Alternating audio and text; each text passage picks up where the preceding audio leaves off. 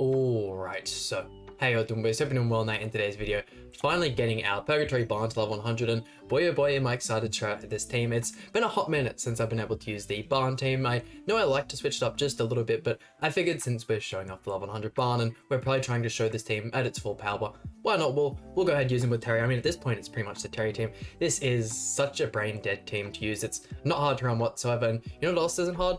Hitting the subscribe button. But here we go, having a look at the level 100 Barn. If you guys don't know what he does, the first card here inflicts detonate damage equal to 21% of the hero's max HP on all enemies. His second card applies an effect on all allies which restores 50% of diminished HP at the start of ally's turn for 3 turns and increases max HP by 30%. His ultimate, which we have 6/6, inflicts rupture damage equal to 45% of the hero's max HP on all enemies.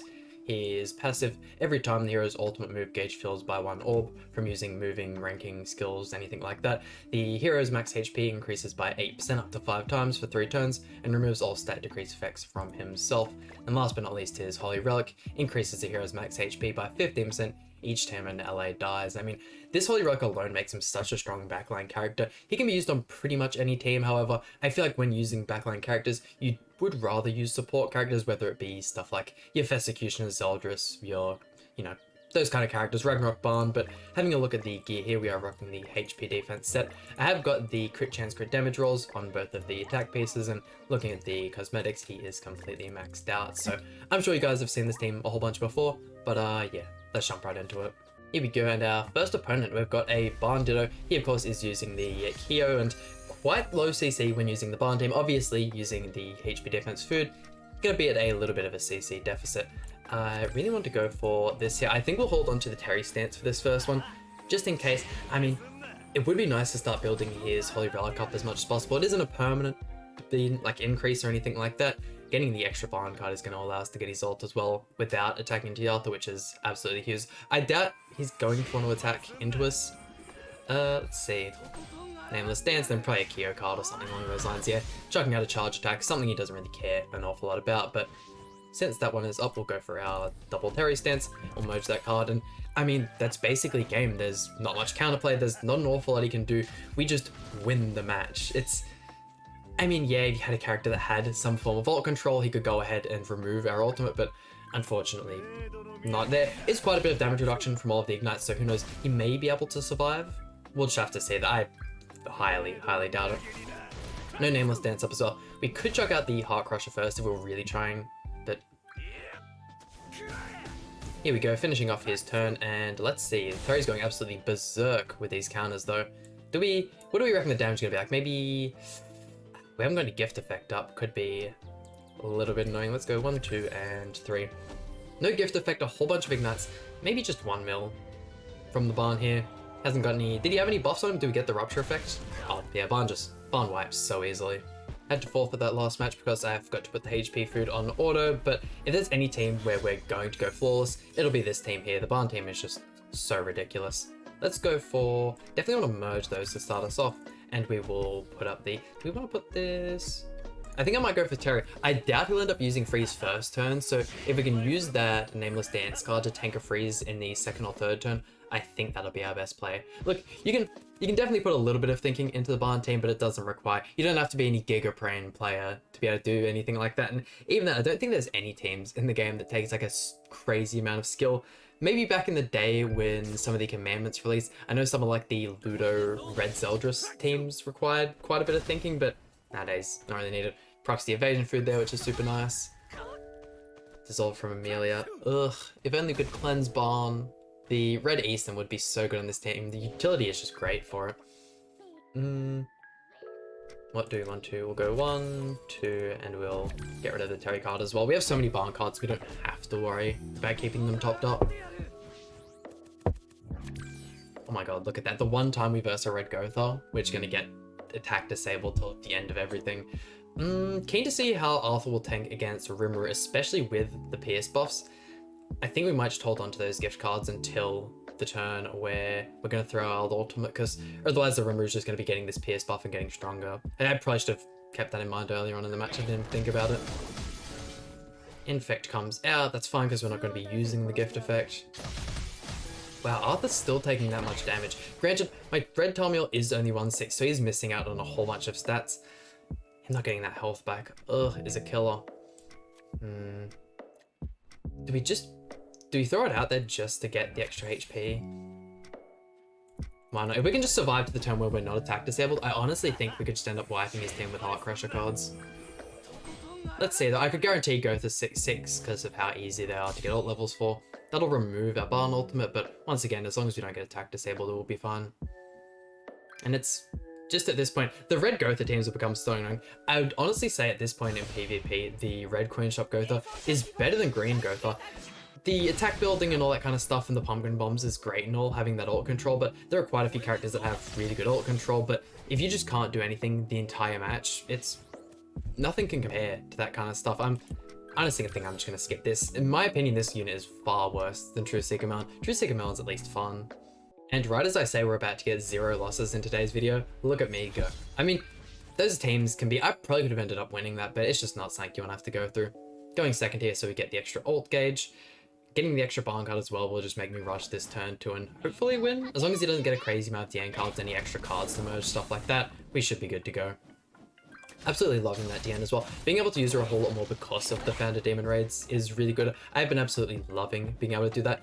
It's pretty much the only co-op content in the game, and usually I'm not the biggest fan of it, especially when the Belmoth raid released. I don't know, I just felt like it was so easy to find players who didn't know what they were doing, but everyone's pretty knowledgeable when it comes to this new raid, and there's a whole lot less RNG in it, I feel, which is a really defining factor. It's pretty good damage, almost one-tapping Rimuru, goddamn. But yeah, I've been absolutely loving that. I haven't had a crazy amount of time to grind it, but I've at least gotten 10 of my characters to level 100. I think it's more at this point just giving out SSR pendants. We got the 4th because we just won it. And not only is the Barn team just so powerful in PvP, but most of the guild bosses as well, most people just end up using the Barn team and putting it on auto and getting super good scores, so you also get that value out of it. Let's go for this play here. Yeah, I definitely recommend investing into units, especially if you're a newer player, into units that can be used in multiple different places. Don't get me wrong, Goddesses is super powerful, or should I say Bloody Ellie is super powerful, but she's kind of a PvP exclusive character, whereas if you look at Trader Meliodas, not only is he probably the best PvP character, you can interchange him with that Goddess Liz, or even in my opinion Demon Lord Rimuru. I do think very highly of that unit. Trader Melio can also be used in so much content. He can be used in pretty much any PvE content. He is tied as the best unit in the Bird Raid, which is up there for being the highest PvE content in the game. What do we want to go for? I can't get Barn Ultimate, but we can go for this. Honestly, the card draw in this turn or in this game has been really good. We should be able to finish him off within these next 2 turns. I probably could have rushed Barn Ultimate there, would have been a smarter play. I think he's going to get his Barn Ultimate in this next one. If he doesn't have Up the Name of Dancer, we'll just end up removing it. Come on, surely right. No Arthur cards, please. I think he puts up. Yeah. Ouch. Okay, so we just have to see if we can defend or survive this Barn Ultimate. Has he got the 6/6? He does too. Yeah, that was a huge misplay on my part. Let's move you and then put up the Nameless Dance as well. I mean, we could get really lucky, have him throw out the Heart Crusher card before the ultimate. That'll end up removing his ultimate gauge and make him lose the ultimate. I highly doubt that'll happen though. It's happened to me. Oh yeah, look, he uses the ultimate first. Oh, hold on, he's rethinking. He's throwing out a card. Surely that's a gift card, right? He's not that stupid. Yeah, perfect. No, I've definitely done that before back in the day.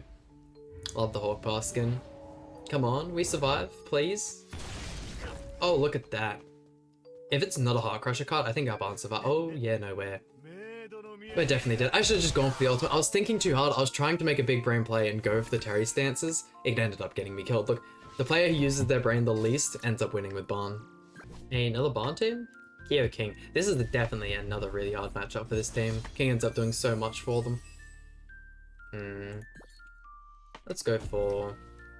Man, I feel like some of the earlier turns on the Barn team are just so boring as well. Like, you're not doing any damage pretty much ever on your first turn because you haven't built up any of your Grey Barn buffs and you want to get your Nameless Dance up, you want to get your gift cards, stuff like that.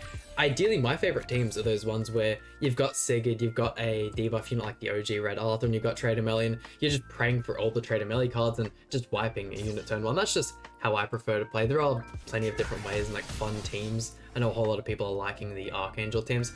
That's just not my playstyle. Here doing no damage.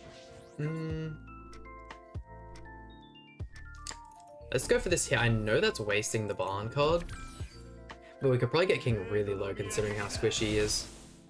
Might have been able to go for a kill on Kyo. Oh, without the buff on Terry, I think that's kind of far-fetched. King to half HP. And surely some more Heart Crusher cards?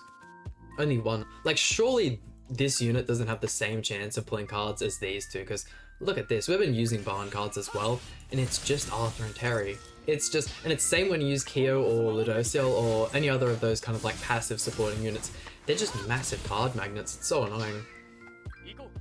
And look at this man pulls triple King cards. What is this? He said he shielded up every turn and he can still do triple King cards? Man, my luck with this team is terrible. At this point, I don't think there's much we can do to bring this back. Do I just go for this? This is obviously the brain dead play where I get ultimate. If this ends up making me win, that's disappointing. Surely you remove... Oh. The Arthur being first to the left prioritize the ultimate. Hold on, if you kill Terry, that'd actually be goated of you. There's no way, right? We get the extra HP? Oh, surely not, man. Surely. This is how I win. This is how I end up winning the match with Barn. So be it. So be it. Okay, I'm gonna do just one last match. Completely dead. Unga bunga, no brain. Just throwing out cards. And we're gonna see how I do. Look, the damage is so nice, though. And our final opponent, quite an interesting team. Love seeing the Iron Blood mono. And Jack of Light go through as well. Really would like the extra Barn card. That's alright though, let's go. We'll go gift card into the Arthur charge into the level 2 stance.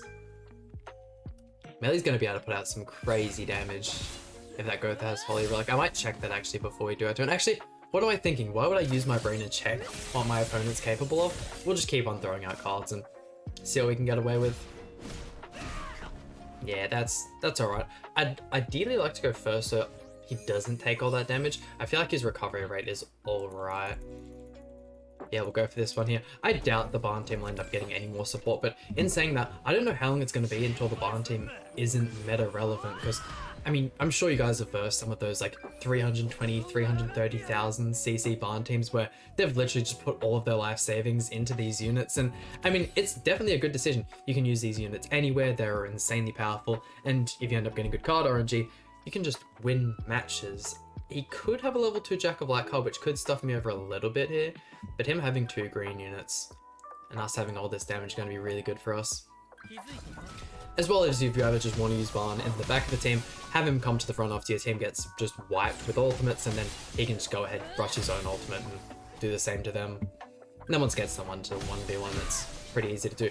Wow, Arthur tanking so goddamn well. Look what Tamil Grace is capable of. Let's go 1, 2, that'll build up all of his grey buffs, and then we can throw out that final one for maximum damage. Look at this, easy money, no brain, just keep clicking red cards and you'll win. Look, it's like Fate, you just keep pressing Buster cards and just everything is way too easy. Oh, Melly actually survives, there's no way you can bring it back though. Actually, no, we have ultimate disregard. I was gonna say, if he has a crazy amount of AoE cards, he could lifesteal back to full and end up bringing some comeback, but that's alright. We'll actually finish this one off. We'll see what the Barn ultimate can do, because we get the Rupture effect earlier. Surely he doesn't use a gift card and put the buff effect on. Look at this, Arthur tanking so well. I definitely still need to get around to actually finishing all the Holy Relics for all my units, but I believe next week, which is, or will be the final week of the 3rd anniversary, we will get to the double Windsong event, or Wind Source, should I say, event, and that'll allow you to pretty much farm the bird at double efficiency, which is super important. I literally only just did a video where I grinded it for 10 hours. Might have to do that again. Almost a million. But there we go, that about does it for today's video. Playing with what is the dumbest team in Grand Cross. I suppose you could probably say the Diane Rimuru Melee team is also pretty stupid, since you can just easily one-turn units, and I feel like their team may just be just a tad bit stronger than this one. But once again, that about does it for today's video. Hope you guys enjoyed. Please hit like button, subscribe. Really means a lot to me, and I'll see you guys for some more Grand Cross content.